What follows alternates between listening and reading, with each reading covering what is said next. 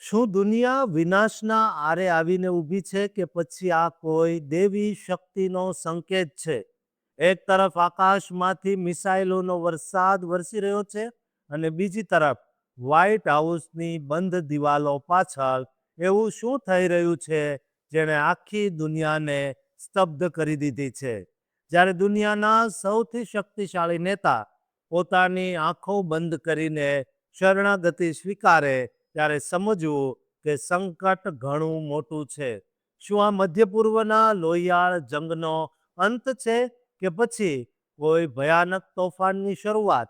આજે અમે તમને બતાવીશું એ વાયરલ વિડીયોનું રહસ્ય જેણે અમેરિકાથી લઈને ઈરાન સુધી હલચલ મચાવી દીધી છે અને જેની પાછળ છુપાયેલું છે 2026ના આ મહાયુદ્ધનું સૌથી મોટું સત્ય. આજે 7 માર્ચ 2026ના રોજ ઈરાન અને ઇઝરાયલ વચ્ચે ચાલી રહેલા આ ભયાનક યુદ્ધનો 8મો દિવસ છે. આ યુદ્ધની શરૂઆત 28 ફેબ્રુઆરી 2026ના રોજ થઈ, જ્યારે અમેરિકા અને ઇઝરાયલ દ્વારા ઈરાન પર પૂર્વગ્રહી હુમલા કરવામાં આવ્યા.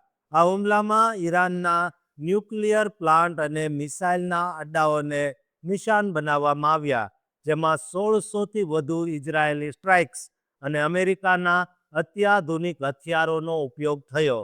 અત્યારે સ્થિતિ એટલી ગંભીર છે કે ઈરાને વળતા પ્રહારમાં અમેરિકી જહાજો જેવા કે યુએસએસ અબ્રાહમ લિંકન પર સેંકડો મિસાઇલ અને ડ્રોન છોડ્યા. જોકે અમેરિકા અને ગલ્ફ દેશોની એન્ટી મિસાઇલ સિસ્ટમ દ્વારા મોટાભાગના હુમલાઓ નિષ્ફળ બનાવવામાં આવ્યા. તેમ છતાં ઈરાનમાં સૈન્ય માળખું સંપૂર્ણપણે વેરવિખેર થઈ ગયું.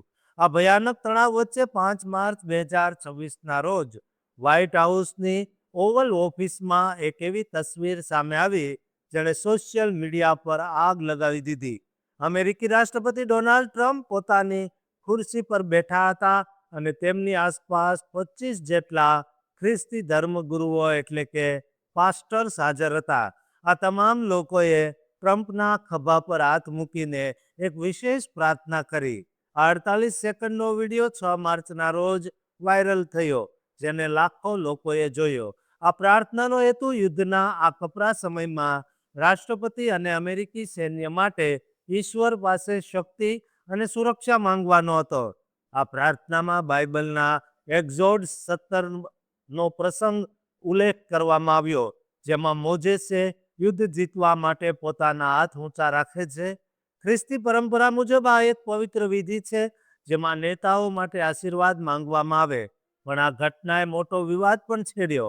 ટ્રમ્પના સમર્થકો તેને મજબૂત નેતૃત્વ અને વિશ્વાસનું પ્રતીક માની રહ્યા છે, જ્યારે વિરોધીઓ તેને રાજકારણ અને ધર્મનું જોખમી મિશ્રણ કહીને તેની ટીકા કરી રહ્યા છે. અમેરિકી વિદેશ મંત્રી માર્કો રૂબિયોએ જ્યારે ઈરાની નેતાઓને ધાર્મિક કટ્ટરપંથી કહ્યા, ત્યારે આ પ્રાર્થના સભાને કેટલાક લોકોએ મેળો દેખાડો ગણાવ્યો. યુદ્ધ 8મા દિવસે પહોંચ્યું છે ત્યારે સંયુક્ત આરબ અમીરાત જેવા દેશોમાં પણ અમેરિકી બેઝ પર હજારો હુમલા થઈ રહ્યા છે, જેનાથી વૈશ્વિક અર્થતંત્ર અને વિમાન સેવાઓ પર માઠી અસર પડી છે. દુનિયાભરના નેતાઓ અત્યારે મુત્સદ્દીગીરી એટલે કે ડિપ્લોમસી દ્વારા શાંતિ સ્થાપવાની અપીલ કરી રહ્યા છે. એક તરફ મિસાઇલોનો અવાજ છે અને બીજી તરફ શાંતિ માટેની આ પ્રાર્થનાઓ. હવે જોવાનું એ રહેશે કે 2026નું આ યુદ્ધ કઈ દિશામાં ફંટાય છે.